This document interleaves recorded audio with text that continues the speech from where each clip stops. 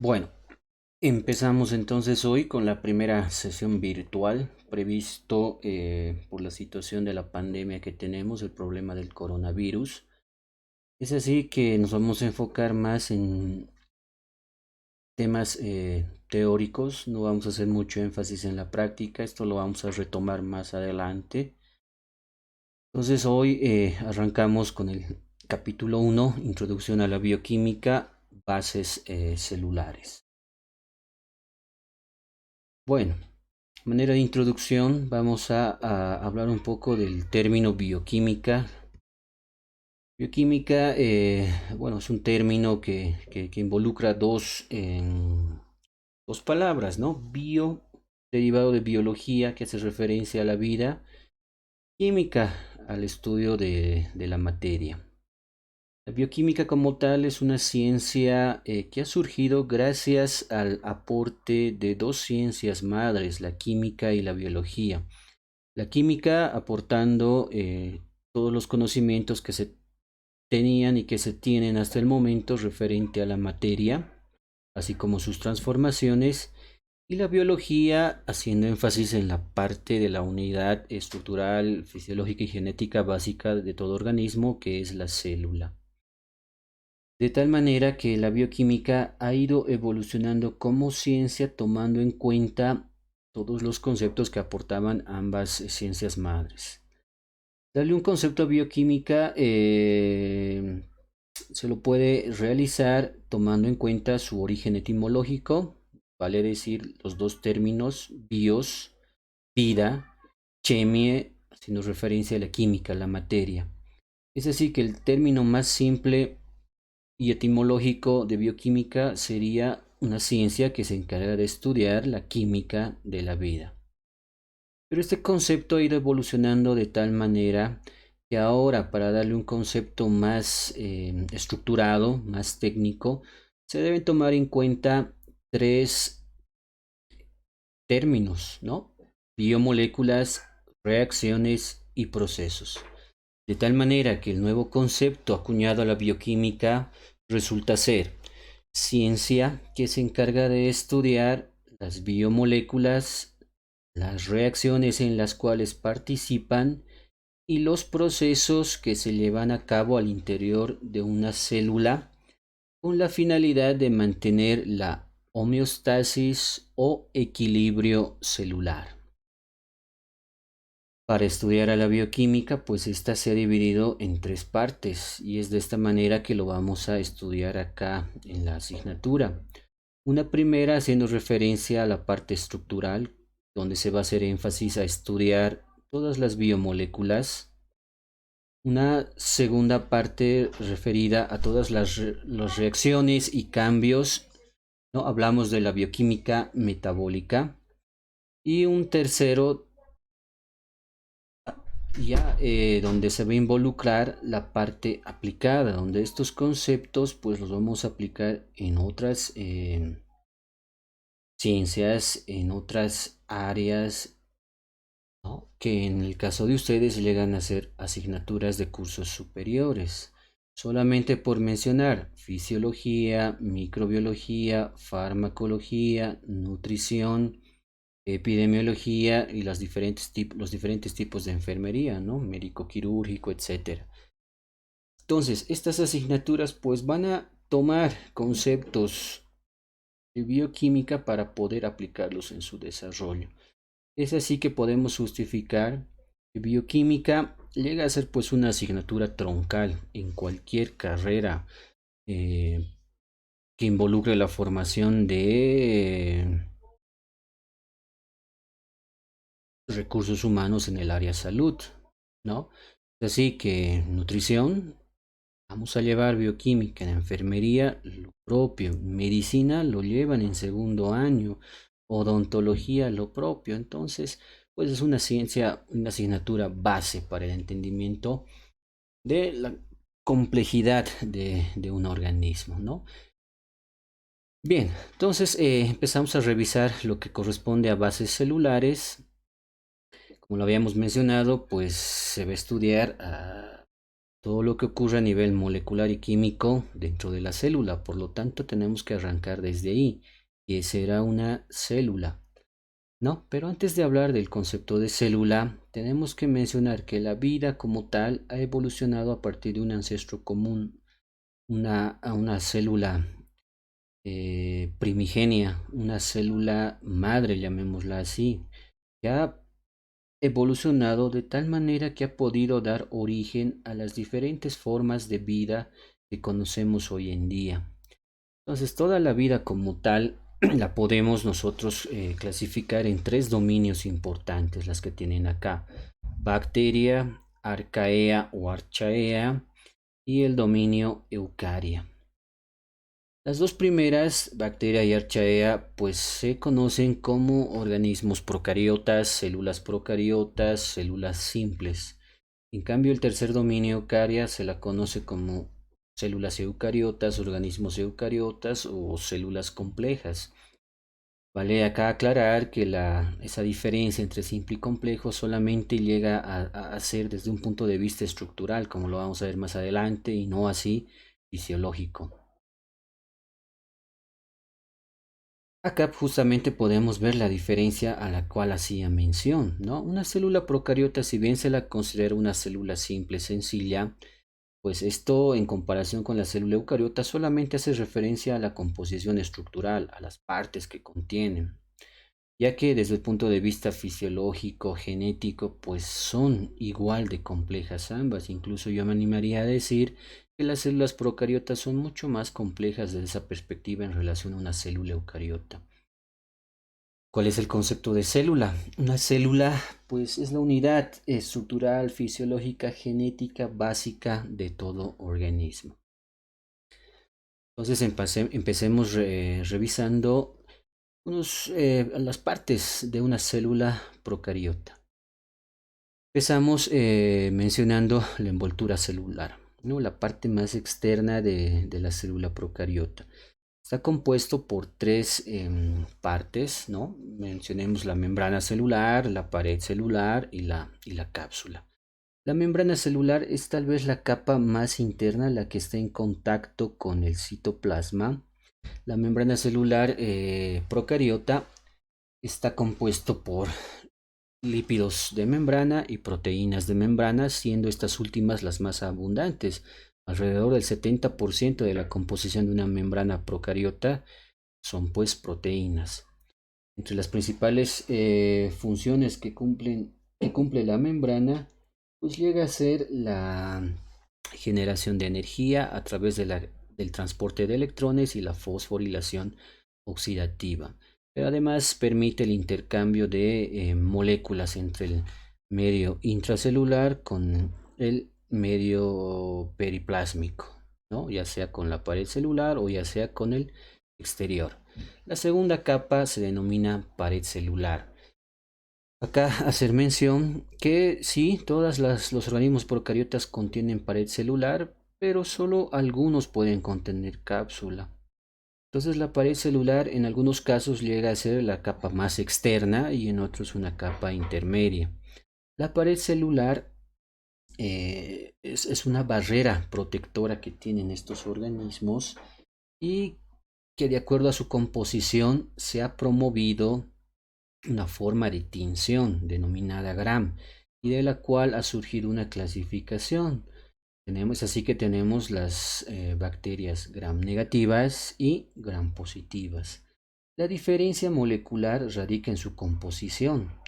Así que la pared celular de una gram negativa está compuesta por una capa de peptidoglicano, que es un polisacárido complejo, y una membrana externa adherido al lipopolisacárido. Entonces todo esto llega a ser la pared celular gram negativa. Peptidoglicano, membrana externa, lipopolisacárido. En cambio, la pared celular gram positiva es mucho más simple desde el punto de vista estructural. Solamente está conformado por varias capas de peptidoglicano. Carece de la membrana externa y carece del lipopolisacárido. La cápsula. La cápsula como lo mencioné hace un momento, está presente solamente en algunos tipos de organismos. Le brinda cierta virulencia a los organismos que son capaces de sintetizar esta cápsula, ya que está conformado principalmente por polímeros de carbohidratos, ¿no? Lo cual los vuelve inmunes e incapaces de montar una respuesta inmune. Por lo tanto, es una forma de escape a la respuesta eh, inmunitaria normal de un organismo. Es así que esta cápsula les puede brindar cierta resistencia. Citoplasma. El citoplasma es todo el medio que está delimitado por la membrana y pared celular. Es un medio acuoso donde se llevan a cabo todas las reacciones bioquímicas enzimáticas necesarias para mantener la homeostasis de la célula, además de brindarle un espacio, un medio donde puedan estar disueltos, entre comillas, ¿no? Ciertas estructuras denominadas estructuras citoplásmicas. La principal composición del citoplasma pues llega a ser el agua, alrededor del 95% pues es agua, y el restante porcentaje pues está distribuido entre compuestos orgánicos e inorgánicos. Estructuras citoplásmicas. Son estructuras poco solubles en agua que se encuentran distribuidos en el citoplasma. Los principales los tenemos enlistados acá: nucleoides, ribosomas, gránulos de almacenamiento, vacuolas, plásmidos y el citoesqueleto bacteriano. El nucleoide. El nucleoide llega a ser el equivalente del núcleo de los organismos eucariotas, pero a diferencia de estos, carecen de un límite físico entre el citoplasma. Es así que podemos decir que el nucleoide está de alguna manera disuelto en el citoplasma. También los organismos eucariotas no. El núcleo tiene una separación física del citoplasma. Además, el nucleoide, a diferencia del núcleo eucariota, pues contiene un DNA denominado CCC, quiere decir covalente, circular y cerrado.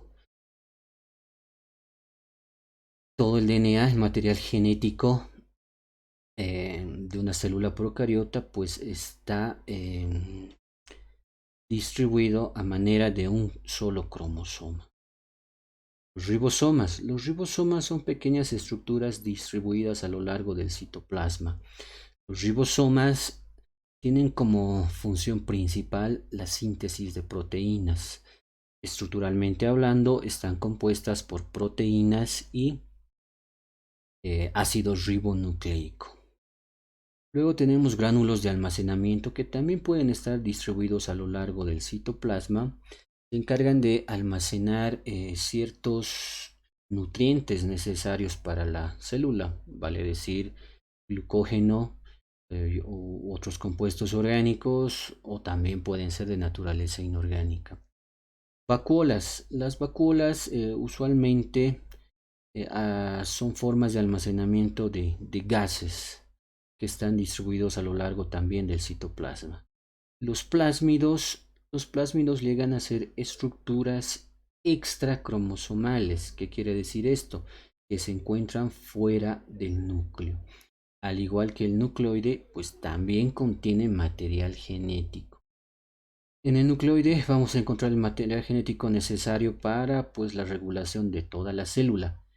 También en el plásmido encontramos una pequeña porción de material genético que le puede brindar ciertas características a la célula. Entre estas podemos mencionar al plásmido R, que es capaz de sintetizar enzimas o proteínas que pueden inhibir la acción farmacológica de ciertos medicamentos. Así que podemos decir que son pues los involucrados en brindarle cierta resistencia a los antibióticos, incluso los de última generación y de amplio espectro. Y lo interesante de estos plásmidos es que pueden ser pasados a otras células a través de de otras de las fimbrias celulares, como lo vamos a mencionar más adelante, ¿no? Es así que hoy en día podemos mencionar pues que existen ciertas cepas de bacterias que son resistentes a todos los antibióticos utilizados en su esquema de tratamiento. Vamos a mencionar tres ejemplos importantes hoy en día. El MRSA, que hace referencia al Staphylococcus aureus resistente a la meticilina. El Acinetobacter baumani, estos dos pues causantes de las infecciones intrahospitalarias. También acá podemos mencionar a cepas de Neisseria gonorrhoeae, ¿no? Que causa la gonorrea.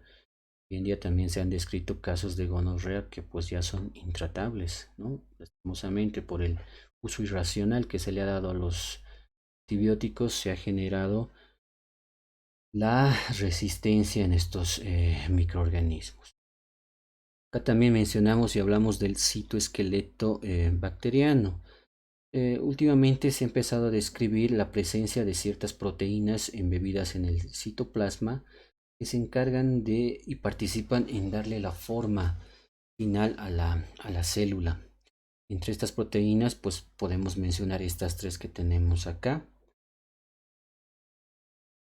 Estructuras para motilidad.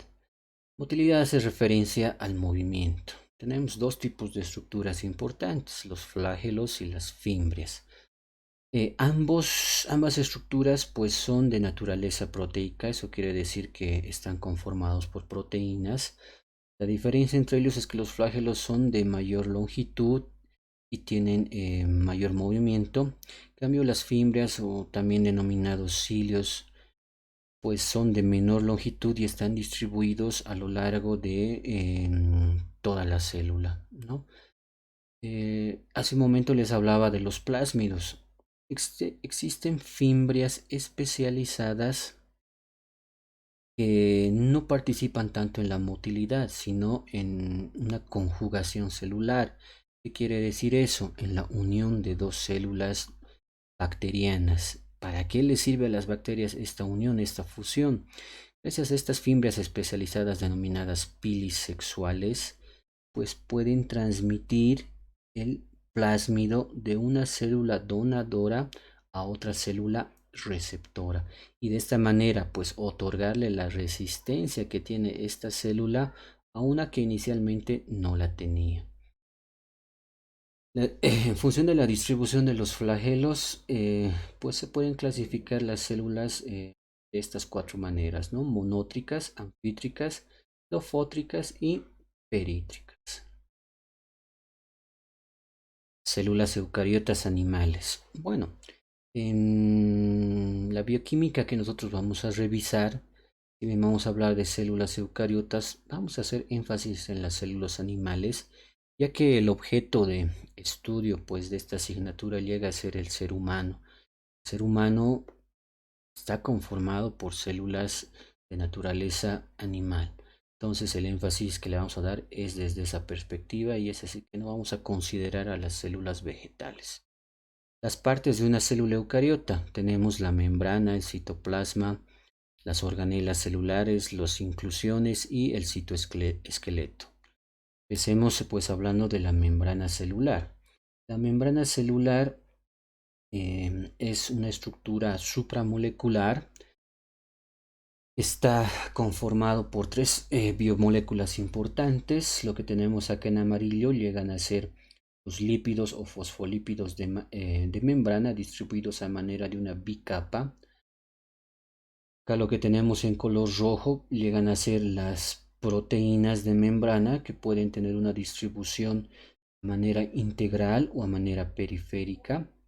Y también tenemos estas estructuras en azul denominadas carbohidratos. En este caso, específicamente hablando, mencionaremos a los oligosacáridos que pueden estar unidos a proteínas, como también pueden estar unidos a los lípidos, de tal manera que forman glucoproteínas o glucolípidos.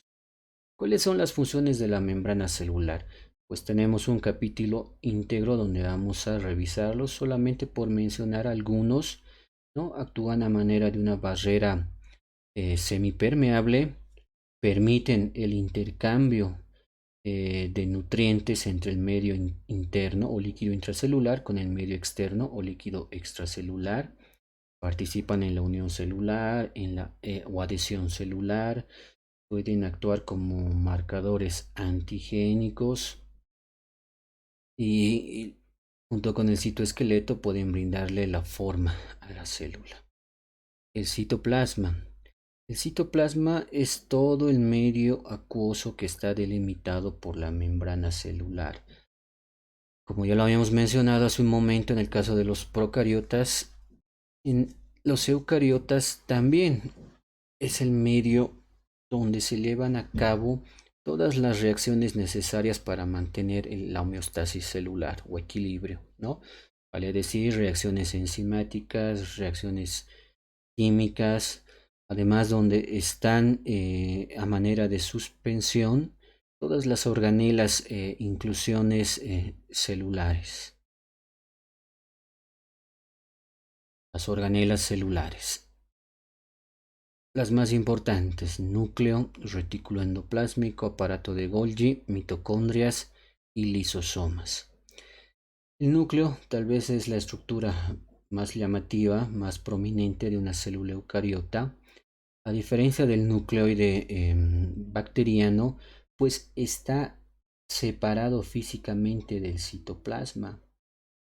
El núcleo y las demás organelas celulares contienen una membrana que facilita y promueve esta separación física del citoplasma. El núcleo tiene por función principal contener todo el material genético necesario para la célula. Retículo endoplásmico. El retículo endoplásmico es una organela anexa al núcleo. Existen dos formas de retículo endoplásmico, también son sacos membranosos, ¿no? El retículo endoplásmico rugoso y el retículo endoplásmico liso. El primero se denomina rugoso, ya que en su superficie se pueden encontrar distribuidos los ribosomas. Es así que este primer retículo pues participa en la síntesis de proteínas. En cambio, el retículo endoplásmico liso participa en la síntesis de lípidos, los cuales son distribuidos a las demás membranas, incluida la membrana celular. El aparato de Golgi. El aparato de Golgi está anexo al retículo endoplásmico. Es una serie de sacos membranosos donde podemos observar tres caras: cis, medial y trans, y cuya finalidad es promover la maduración de las proteínas sintetizadas en el RER, además de recibir a los lípidos sintetizados en el REL para posteriormente distribuirlos a los puntos donde se requieran tanto proteínas como lípidos. Las mitocondrias. Las mitocondrias pues son estructuras membranosas, más contienen una doble membrana que es cuya función principal es la síntesis de la generación de energía a través de la cadena transportadora de electrones y fosforilación oxidativa. Además de que se llevan adelante una serie de reacciones metabólicas o rutas metabólicas, en la cual podemos mencionar ciclo de Krebs y la beta oxidación. Lisosomas, otro grupo de organelas importantes, donde también están delimitadas por membranas que contienen enzimas hidrolíticas que son capaces pues de degradar ya sean las mismas organelas intracelulares o bien microorganismos externos como una bacteria ¿no? Puede ser degradado por las enzimas hidrolíticas que están contenidas en este lisosoma. Existen lisosomas especializados denominados peroxisomas y proteosomas. Los primeros se encargan de eliminar, detoxificar a la célula gracias a que contienen, además de las enzimas hidrolíticas, peróxido de hidrógeno. Los proteosomas son los encargados exclusivamente de la degradación de proteínas. Inclusiones celulares. La tercera parte de una célula eucariota son, a diferencia de las organelas, pues son estructuras que carecen de una membrana. Es así que podemos mencionar que no están separados físicamente del citoplasma. Tenemos cuatro inclusiones importantes: los gránulos de glucógeno, los lípidos o glóbulos de grasa, la hemoglobina y la melanina. En primer caso, el glucógeno llegan a ser formas de almacenamiento de glucosa que se localizan principalmente en el hepatocito. Es así que cuando una célula requiere energía, pues esta la va a generar a partir de glucosa. Y si esta glucosa no se suministra a través de la dieta, pues ese organismo tiene sus reservas. Estas reservas van a facilitar la liberación de unidades de glucosa a partir de este glucógeno. Los lípidos. Los lípidos o glóbulos de grasa están almacenados en células especializadas denominadas adipocitos, donde la mayor parte de su citoplasma pues ha sido ocupado por una gota, un glóbulo grande de grasa. También se puede decir que es una forma de almacenamiento de energía, pero a largo plazo, a diferencia del glucógeno. Acá mencionábamos que se almacenaba glucosa, acá lo que se almacena son ácidos grasos. La hemoglobina. La hemoglobina es un complejo proteico que se encuentra exclusivamente en los glóbulos rojos o hematíes o eritrocitos, ¿no? Que se encarga de transportar al oxígeno y al dióxido de carbono. La melanina. La melanina también es propia característica de un grupo celular denominado como melanocitos. La melanina es sintetizada y secretada por estas células y es pues un pigmento que le da el color característico a la piel. La melanina es un pigmento de color negro, pardo, ¿no? Entonces es el cual le va a brindar el color característico a la piel. Además de que la melanina actúa como un agente protector contra la radiación ultravioleta. Y para finalizar esta primera sesión vamos a hablar del citoesqueleto. El citoesqueleto está conformado por un grupo de proteínas que van a formar una estructura a manera de red y tridimensional en todo el citoplasma, que va a estar anclado en la membrana celular y que va a servir de soporte o sostén de las organelas celulares. El citoesqueleto está conformado por los microfilamentos, filamentos intermedios y los microtúbulos. Junto con la membrana celular, el citoesqueleto es el responsable de darle una forma característica a la célula. Bien, eso sería todo por esta primera sesión. Si tienen preguntas, pues los voy a atender por el WhatsApp. Si gustan acá por el YouTube, pueden hacer sus consultas respectivas. Eso es todo, muchas gracias, nos vemos en la siguiente sesión.